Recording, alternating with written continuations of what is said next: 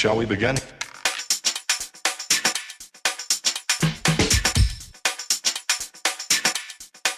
Let's begin now. Right, welcome back. This is part 2. In part 1, if you watched part 1, I did a rough breakdown of what tooling I needed to assemble the figures, which didn't cost me anything because everything I used I already had.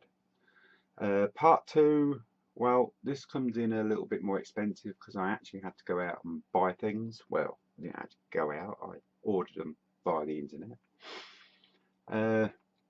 Our purchases were a face painting set by Vallejo. The reason why I picked this one because it was mid-priced.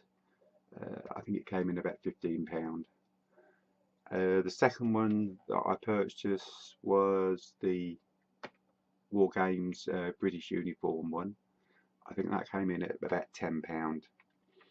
I got both of them from E-Models, and I used Steve Mottram's 5% discount, which I got £1.50 or something knocked off, so a little bit of a bargain. Also what I purchased, this was off eBay, some form of magnifying glass to see what I'm actually doing because I'm blind as a bat, and some paintbrushes. And now what I will do, I'll go through each of them and we'll have a quick look and see what you get for your money. Right, the first one I'm going to look at is the Vallejo face painting set. I'm sorry about the glare on it, but it is rather shiny and it's reflecting all the light, so I'll hold it like that. Face painting set. I've picked this one because, like I said, it was one of the cheapest, or mid-range one. You get 8 17ml bottles, which is good value. On the back, just general information in many languages. We shall open it up and we'll just have a quick look of what we're going to get for your pennies. Put that over there. These are all the paints here, which I shall run through if I can see the names. Right, you get a little booklet with it, a leaflet, which is in different languages, yet again just talking about face painting, which is useful if you've never done any face painting. On the back side you get a step-by-step guide. Now the first one I can gather is more the Mediterranean skin, slightly tanned, slightly darker, but that gives you a step-by-step guide which paints to use to achieve that effect. And then we come down more to the European side, slightly paler, and there's a step-by-step guide on that as well, right the way through, which is pretty good because it gives you a little bit of a heads up on what you're doing. Now the paints, if I can read them, we'll go through them. I think that's burnt red, that one, violet red, base skin tone, burnt red, brown sand, black red, what's that one, light flesh, and black. So you get quite a range of colours there, and they do explain on that step-by-step which ones to use. I'm going to stick to what they say on there on the first one and see how I go. Right, I shall pause and we'll bring the next one in. Right, the next one we got is the War Game British paint set. This is uniform. Now this one was actually recommended to me by Steve Mottram. He said this is well, to be honest with you, this is the only British paint set I could find. So unless it was desert and things like that. So we get 6 bottles in this one, 17 millilitres. and on the back they are just showing you what colours to use where, and we'll have a little look in there.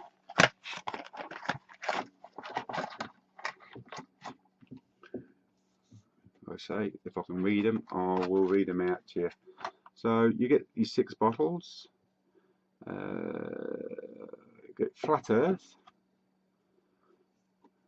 And that was a green one. I can't read that one.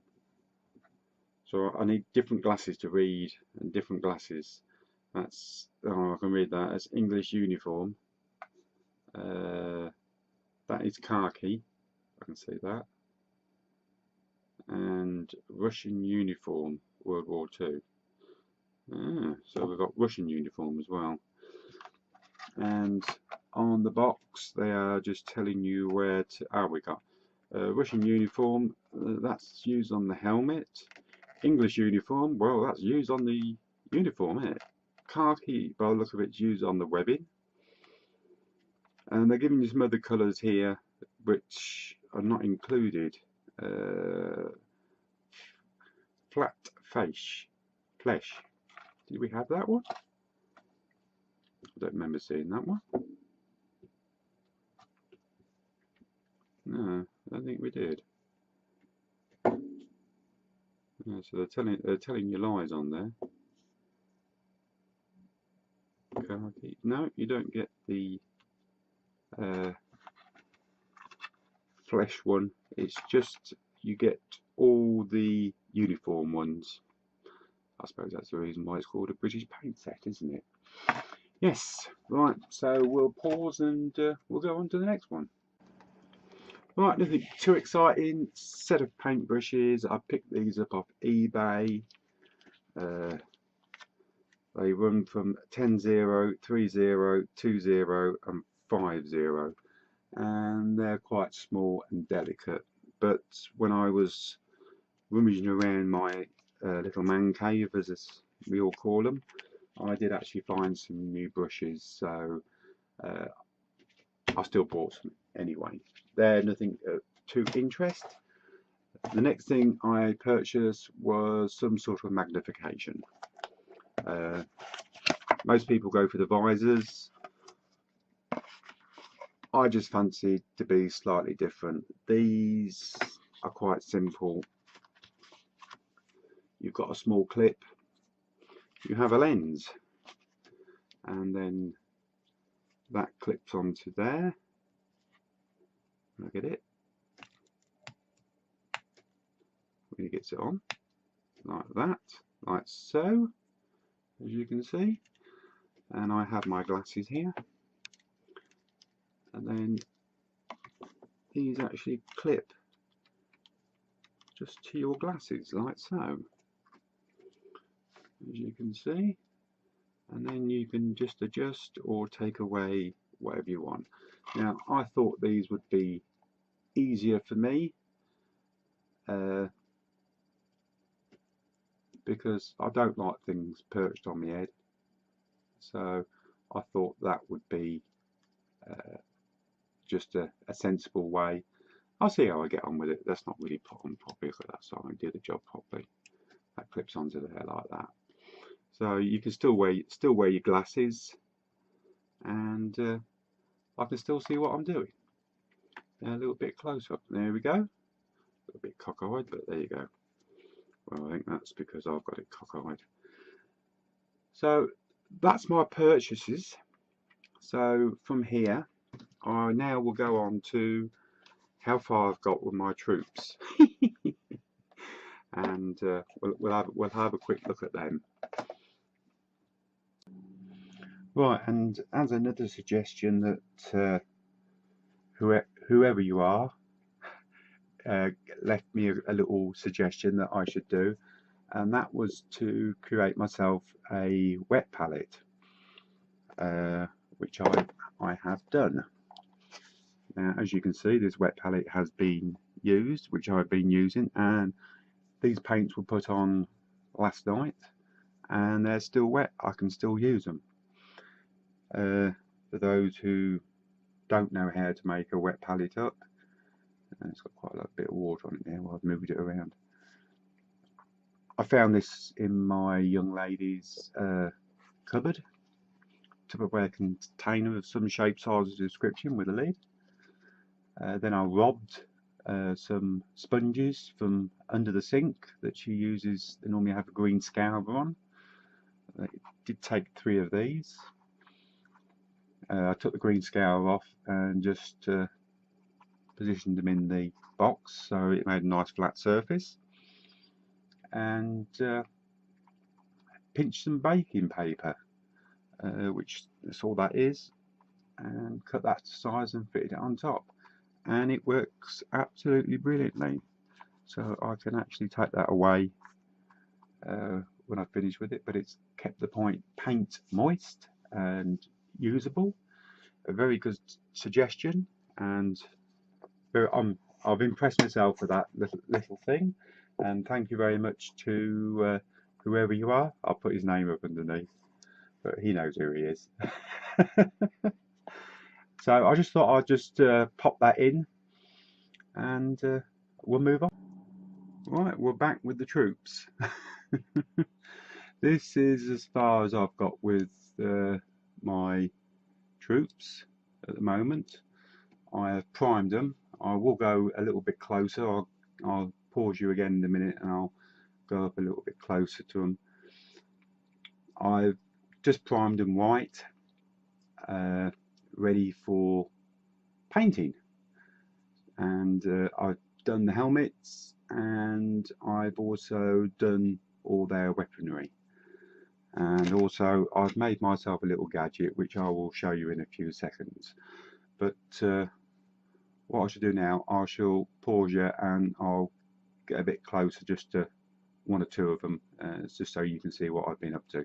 Right, back nice and close. I'm really pleased with these actually. The detail on them really is good. I primed them in white. My reason for priming them in white is that when I was painting and decorating and doing sign writing, they said to me, if you paint something white, it will show all the defects up, which is true. And also it does help show the detail up so you can actually paint it. So I'm just sticking to what I know. So I primed them all white. It did show up all the bits and pieces which they are filled afterwards. So that's how they stand at the moment, my men. And I shall cut them down to I shall cut in next to the helmets and the weapons that I've painted up.